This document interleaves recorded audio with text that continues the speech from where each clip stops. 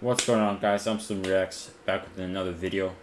Once again, in the same fit. I'm obviously putting out some videos so I can have some for the next couple of days, man. Today we're going to be reacting to NASCAR over the line moments. I'm not sure if I reacted to a NASCAR video in a minute, so let's just get straight into it. There were some issues here. Watch the 20 and the 15 leaving here. I'm trying to think really why Tony's mad at the 15 car Paul Menard right now. Menard beat him out. Pretty fair and square. And he's hitting him again right now. Bam, another time. Hey, don't you know, these guys are getting frustrated. The chase for the championship is already starting to heat up right now. Hey, Tony's not done with him right yet. Let's get in here and, oh my gosh, give him another whack right there. Oh. Now, why he would tear his own car up, I have no idea. Alan? You know, we talked about the tight confines down here on pit road, guys, and Paul Menard is pitted in the spot in front of Tony Stewart. Well, Paul, trying to be cautious and not run over a couple of his crew guys, didn't pull all the way up in his pit box, so Tony, who came in ahead of Paul, had to back up and go around him, and that's when you saw Menard pull out of his pit box and jump out in front of Tony. So Tony was a little upset that he had to stop and back up when he should have been ahead of, you know, how all that works, Rusty? This seems like it was a bit over the line, and solely because it was pointless. Paul Menard pulled out of his pit stall right in front of Tony Stewart, and Tony Stewart would get angry with Paul Menard, hitting him in the rear on pit road, and then after, he would continue under caution to show his displeasure with Paul Menard by getting beside him, pointing at him, and even hitting his fender. This seems just so petty and stupid. I don't understand what the point of how angry Tony Stewart was. Oh, I remember this right here. Well, I don't remember this, but I know this is I think 2013 or something. He basically just dumped him. No, not 2013. Certainly could have been avoided, no doubt about that. That is Brad walking directly toward Kyle Busch's pit. Guys, use your heads. Don't be silly. We don't drive the car. We just work on it. Be smart. Yeah.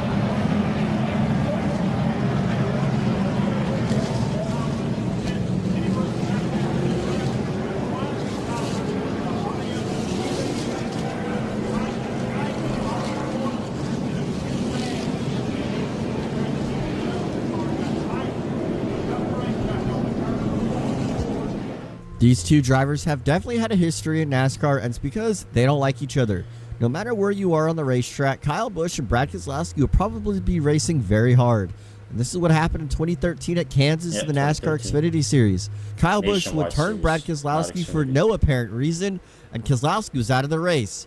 Keselowski was extremely upset at what happened, and he would walk down to Kyle Busch's pit crew, slap his butt, point, and walk away. He would then be escorted to the NASCAR hauler. He's going to give him an ass whooping. He can't do it in 1 and 2. Oh, I remember this. Logano looks back. He has a car link now. Joey Logano through 3 and 4 for the final time. There's the contact.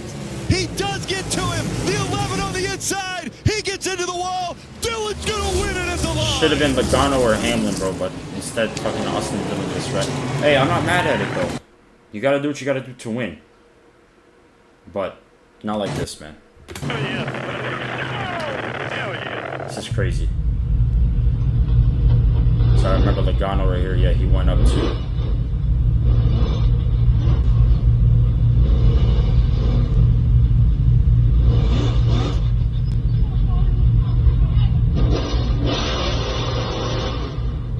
This is crazy.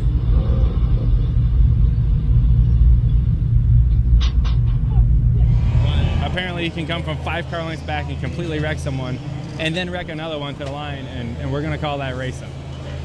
I mean, Logano, I mean, he does the same thing. He did it to Matt Kenseth, but he's right here. And he just pulls a chicken shit move. He's a piece of crap. The kid, he sucks. He's sucked his whole career. And now he's going to be in the playoffs, and I mean, Austin Dillon's been like a kind of mid driver. You know, he's been in the mix there. He's kind of right. Yeah, I guess. Joey Logano was rightfully upset after the Richmond race in 2024. Austin Dillon had dominated the end of that race, but Logano was able to beat him on a restart. Logano was easily going to win this race up until Austin Dillon sent... Like, bro, you just take him out, bro. Instead, you could have just, you know, maybe bumped him, rattled his cage, Dale Earnhardt style. But no, you just flat out just bump into him, take him out. You could have just bumped him up the track. That's racing, but not taking him out. Into turn 3 like we've never seen before. he would get into the back of the 22 and then intentionally wreck the 11 to pick up the win. We all thought Austin Dillon would win the race and be able to be locked in the playoffs, but NASCAR actually suspended the win from Austin Dillon and said, "You're not allowed to be in the playoffs after that move." Also, something that went over the line was after the race, Joe Logano wanted to show his displeasure so to who Austin won, Dillon's was it pit crew members. And I don't think he realized that Austin Dillon's family members and a NASCAR official were standing right there. Logano would do a burnout full speed right at Austin Dillon's pit crew and his family. This NASCAR official would run down to Logano and yell at him, and rightfully so. This was extremely dangerous and something that Logano should have not done. Bessie trying to avoid Got going Dale a lap Earnhardt. down. He is on the. There he goes. He is 1 lap down, trying to avoid going 2 laps down. And Bessie gets into the wall. Yeah, Earnhardt got just same thing a while ago with Dillon. He got tired of waiting for him to get out of the way, so he just helped him a little bit.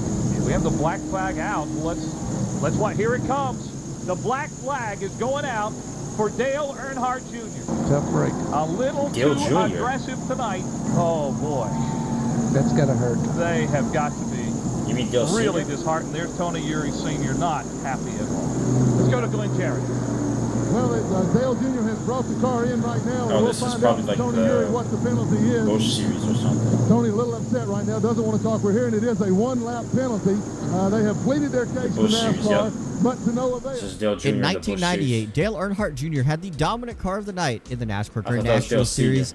He was easily the car to beat, up until he intentionally crashed a lapped car trying to get him out of his way to continue on his race. NASCAR immediately Busch handed out Series the black flag to Earnhardt Jr. basically and the penalized him Xfinity 1 Series lap. today. That's what it is, No matter second what he tier said and NASCAR. pleaded on the radio for, NASCAR stood their ground, and Dale Jr. lost that race because of this accident. Looking for each Sorry, other, Dale or is that Sr. one guy looking for that other one? Or? Daryl, race drivers have longer memory than elephants. I don't know. You look That's a crazy car, but how is that car still legal? out the nose of that thing. You don't have one. Do you remember who did it? Well, that's true. I saw a hand coming out the left side window of that two Bro, you cars. can see the engine, bro. Yeah. You want by me? You may have to work a little This is bit going to get harder. ugly Here we go. And Brad 2014. jams on the brakes. Everybody stacks up. Now they're side by side, and it's on, heading for turn 3, and it's off again. At Martinsville in 2014, Brad Keselowski was extremely furious with Kurt Busch. When he was exiting his pit stall, Busch would hit him into a parked car and damage his race car. Keselowski had one of the fastest cars that afternoon, and unfortunately, he was unable to see the finish. But when he went back out on the racetrack, he tried to do a roadblock on Kurt Busch. The funniest thing is, Kurt Busch actually won on that afternoon. Big battle off of turn 4 here. I remember this, 2022. And he comes back across the track, tags the 5. They're both in the wall. The caution comes out. Tips the 20 car of Christopher Bell. Christopher Bell hard into the outside wall.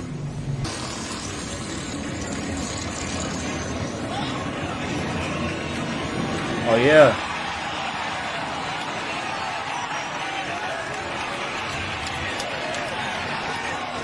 Come on, Kyle. Come on, Kyle. You ran him up into the wall.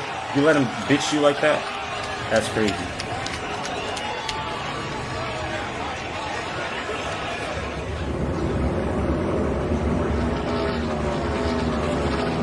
Bubba just feels like that the 5 didn't give him much room as he would have liked.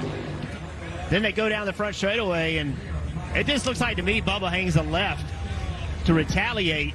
Hey, And I got a you problem with that. fellow, You're going Toyota. as fast as they're going, and you hang a guy in the right rear quarter pound. That is exceptionally dangerous. That's racing right there. Larson's fault for sure, but that right there is not acceptable. Two of the biggest stars in NASCAR are Kyle Larson and Bubba Wallace, and they tangled in 2022 in Las Vegas. Larson Wallace was in the 45. I thought he was in the 23. would overdrive the corner in turn 3 and 4, slide up the racetrack and put Wallace in the wall. Kyle Larson would then be turned by Bubba Wallace on purpose across the front stretch to make hard contact into Maybe the he was outside filling wall. in for Kurt Busch or something. Bubba Wallace was extremely upset at the move Larson had pulled and wanted to show him that he was not going to take it. He would walk down to Larson's car and start shoving him after they got out of Yeah, I their remember cars this race. after the accident. This was the closest Kevin Harvick came to claiming his final victory in his NASCAR Cup Series career. He lost by just that much, but should've ultimately it did not matter because his second place finish was disqualified. Apparently he had windshield brackets that were not secure and not to NASCAR's liking. Windshield brackets are there for safety reasons, so if a car or an object lands on the windshield, it will not be caved in. When they are not secured, that can cause some serious damage if in an accident.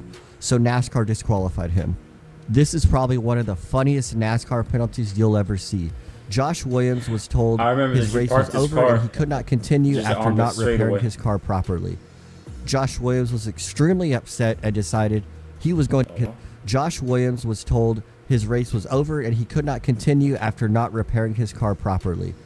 Josh Williams was extremely upset and decided he was going to do just as NASCAR said, to park his car. But he parked it right on the front stretch in front of everybody. No, that's and horrible. It was hilarious. Josh Williams was actually suspended a race after doing this, but it is something that will live on in NASCAR's history books. 24 just moved to 2. He'll come back and give us a shot, cross us over, and he'll wreck us. Yep. Trouble on the front straightaway. Kurt Busch turns Jeff Gordon around, and Gordon makes hard contact with the inside retaining wall. Nothing's more iconic than Jeff Gordon and the 2 car running into each other on the racetrack. No matter the they ran again into Texas 2014 as well. Playoff Rusty race. Wallace, Brad Keselowski, or Kurt Busch, Jeff Gordon was going to be involved in an incident with the 2 car. It just seemed that it would always happen, and at Martinsville in 2010, Kurt Busch and Jeff Gordon tangled, and Jeff Gordon ended up being wrecked by Kurt Busch. The situation. I'm tripping the 2 car, not Kurt Busch.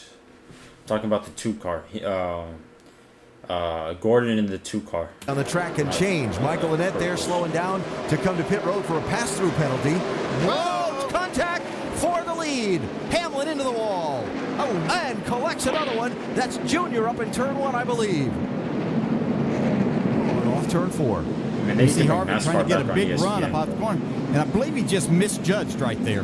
He thought that Hamlin was going to be a little more speed on the exit of the corner there. He was just going to slide up in behind him at that point in time and just misjudged a little, whether it was the 11 had to be out the throttle just a little. I'm sure Denny's going to say that he just got turned, that he was wide open. Well, he did. He did get turned, really. I mean, I know that this wasn't intentional by the way you're watching it, but Hamlin has faced all year. Uh-oh. Bam.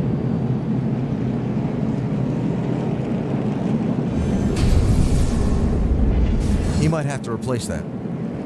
For sure. The frustrations of Bristol. This was definitely a frustrating moment for Denny Hamlin as he was racing hard for the lead at Bristol with Kevin Harvick. They would tangle and Hamlin ended up being wrecked and collect I missed Dale when Earnhardt FedEx Jr. used to run the different colors. I understand Hamlin's frustration here. I mean, Kevin Harvick has always raced Hamlin pretty clean. Hamlin and Harvick had great battles over the last couple of years. These 2 drivers never really butted heads. But at Bristol, Hamlin let the frustration get to him as he would throw his Hans device back across the racetrack at Harvick. And potentially he's going to clear him off for turn 4. They're side by side to turn 1. Taylor Gray back to the race lead. 3 of the last 6 races at Martinsville have had a last lap pass. Sammy Smith is there. Justin Allgaier is there. Oh! Will there be contact? There is. There goes Gray. Here comes Allgaier. Austin Hill out of nowhere. It's going to win in Martinsville. Do you believe that? With a huge crash at the start-finish line. He just got handed the lead here, and then just to come from this far back, though, I mean, this is just, that's too much. No one wants to see that. If you're a young kid watching this, that's too far. 10 leaders sets a new track record. Austin Hill leads only the last lap, but in dramatic fashion, he wins for a 2nd time this season. Way down to the inside comes Austin Hill, playoff driver who had a bad day, was trying to make something out of it at the end. Took a very optimistic move down into turn number 1, and here you can see gets into the back of Myatt Snider, spinning him. Now, what's gotten everyone's attention is the discussion afterward. The 2 drivers appear to be having a discussion, and then what happens next? Well, we'll let you draw your own conclusion. NASCAR has seen this footage in the last 30 minutes and have told us that they are going to be talking to both teams and drivers about the incident that took place there. Ooh, he almost got taken there. Mike Wallace moved up on him a little. Oh, Greg Sachs getting tagged. He comes right in front of car number 3. Good save. And moving by is car number 4. Ernie Irvan got through it. Hard on the brakes was Dale Earnhardt, who brings out a caution here. What do you think of that one, Bonnet? Well, I'll tell you, they right up behind him, got into him. They got together, come off turn 4, give him a little shove, turned around right there. Now, this is an interesting situation. The flag is out, right?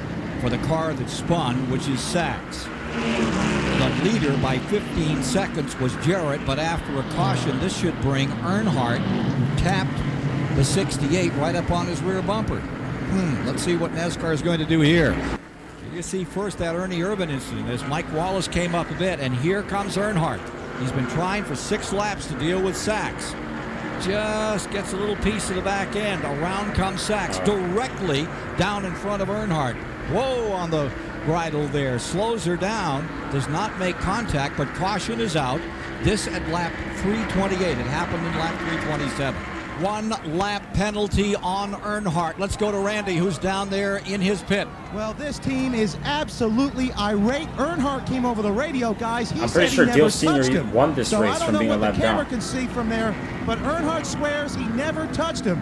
Now, we talked a bit about whether or not they can go the distance. Earnhardt's obviously going to lose a lap here. Here goes the caution car. The first one is by him. Won the race as far as guys being able to go the distance, the 4 car thinks they can. Now, we got to wait and see if Earnhardt can get back out front here on a restart and catch a caution to be back in contention. But Earnhardt is definitely upset. And so is Richard Childress. In 1993, Dale Earnhardt Sr., when leading the race in the Coca-Cola 600, would intentionally spin out a lap car. Sr. would then be black flagged for rough driving and be held on pit road. At this time in NASCAR, it was pretty rare that you would see NASCAR put the hammer down, but it seemed in the 90s that they were starting to do that. They didn't like intentionally wrecking somebody or aggressive driving. NASCAR would penalize Earnhardt for a single lap, and his team owner Richard Childress was extremely upset. He would plead with NASCAR, but it was to no avail. But it doesn't matter because at the end of the race, Earnhardt was still able to come from 1 lap down and pick up the victory. Elliott right on his back bumper, looking to the inside at 10. They make contact. Elliott spins the 3 into the tires, and Chase Elliott trying to hang on. Across the stripe he'll go. Elliott wins in Canada. 43 off the one back to his I remember this right here. 2020. This was, I think, during Halloween as well. I'm pretty sure. Or 2020 during Halloween.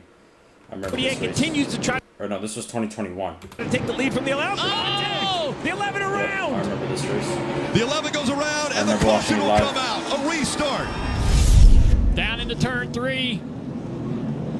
The 48 gets loose into the corner. You can see the back coming around. He has to chase the car up the track. He's just a hack. Into the left rear corner panel. Denny Hamlin. Denny goes around. Hall into of the Fame wall. Hamlin interview right there. I love this. Typical Martinsville. 2 cars racing hard at the end of this race, and the guy on the inside trying his hardest. Overruns the entry of the corner. We see it over and over. This is late in the race where those front brakes gave out. You got a lot of rear brake in the car because the front brakes are giving up time and time again. When you see them running so hard, you know they're pushing really, really hard, and those front brakes are going away, and that entry gets looser as those brakes fade. And Denny Hamlin doesn't care why. He just knows he got wrecked leading the race. But in my opinion, 2021 was one of the last great NASCAR seasons that we had. Right. It was extremely underrated, and with the new next-gen car not producing great racing on the short track, it's hurt its product and its rivalries. And one of the biggest ones of 2021 was Denny Hamlin and Alex Bowman. Alex Bowman would get into Denny Hamlin racing hard for the lead. Hamlin racing for a championship spot would lose so many positions and almost miss the Final 4. Hamlin should have won. Rightfully so, Hamlin was upset, and when Alex Bowman tried to do his burnout, he would block him and flip him off. Hamlin was extremely upset with Alex Bowman. Well, he's trying to, Alan, but he says the car is loose in and loose off, and that's been the first time all night that they've really felt like that's been a handling issue that's detrimental to him, and it gets caught in the back end and into the wall. Johnson in trouble. Montoya also goes around. Caution number 10. Tomorrow you can start to roll. You can. Clear. Imagine that. Came together again. Would be into something here. 11th caution of the race. I got your number. I got your number. Wow. He had ways to get to it. He had to work hard to get there. Took some talent. He's a 5-time champion. Kurt Busch always seemed to have altercations with one driver, it seemed like every year in his early to 10-year NASCAR career. But you know who a driver who didn't run into anybody really on the racetrack was? 7-time champion Jimmie Johnson. But these two drivers actually clashed heads a lot in the early 2000s and 2010s. Kurt Busch would intentionally spin out Jimmie Johnson at Richmond, or maybe it was on accident, but I would like to think he probably intentionally done it because these two drivers have raced each other extremely hard in the 2011 season. And shocking everybody, Jimmie Johnson would actually pay Kurt Busch back and wreck him intentionally. This is extremely out of Johnson's character, and it shocked everybody. Little Debbie lap leaders. Talk about how successful Stewart has been. Car on the wall. Nemechek. And Mike Bliss.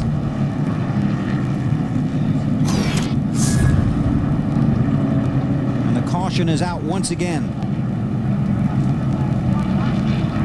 Oh, wow. Robbie Gordon. With a hard hit. Michael Waltrip we're hearing involved. And this was on the caution flag, wasn't it? See, Robbie's got the net down, an indication that he's okay. Now that car isn't okay. Well, I'm guessing he's not the happiest guy at New Hampshire either. Now down the backstretch.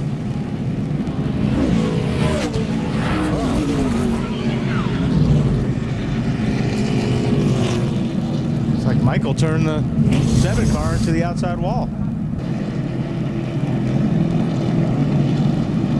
He may be looking for somebody. You think? Matt? Bill, I believe the car he's looking for is the Napa Chevrolet. Now, he said on the radio a number of comments as Michael just went by about the 15. And then he said, NASCAR, I hope you're listening. I will pay Michael Waltrip back. I think he's going to try to pay him back with his helmet. I don't know. Robbie really loves his helmets. Yeah. Those paint jobs are quite expensive, too, Wally. They are, Matt. You're right. That's why you have second thoughts. Okay, here we go. Car with the helmet off. Record just got there now. Let's see the accuracy. And it's a shot. Oh! Well, I guess you don't like the helmets that bad. His helmet at my car. I told you that. What's going on? Well, that's just rude. It was his fault.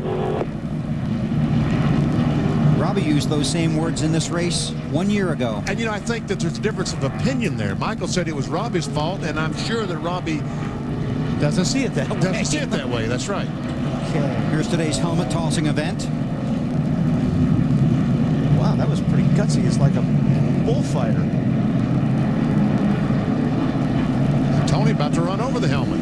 Sure he doesn't. Boy, that trailer is going to be busy after the race today. Imagine a driver who's got a really, really good car today, riding around, watching all this happen around him. That would be Tony Stewart. He just called in. Notice, Bill, all those restarts. I like Yaxios. The caution was out, and he wrecked me. And he's a piece of shit. And we apologize for that language.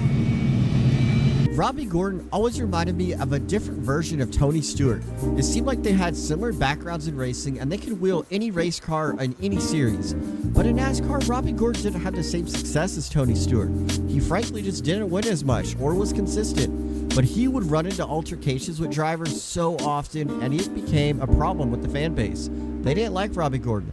And in 2005, Michael Waltrip would accidentally spin Robbie Gordon out under caution. In Robbie's defense, he was probably in the right here. He deserved to be mad. And Michael Waltrip just didn't seem to care about what he did. So Robbie Gordon got out of his car and threw his helmet right at Michael Waltrip's door. This would insinuate a NASCAR penalty for Gordon. He was fined and docked points. And especially in his post-race interview when he cussed out Michael Waltrip. This just shows that Robbie Gordon was a hot-headed driver back in the day. If you've enjoyed this video, please hit the like. Hey man, let me know what you guys think. NASCAR over the line moments, man. Do you think I should react to more of these? Let me know, man.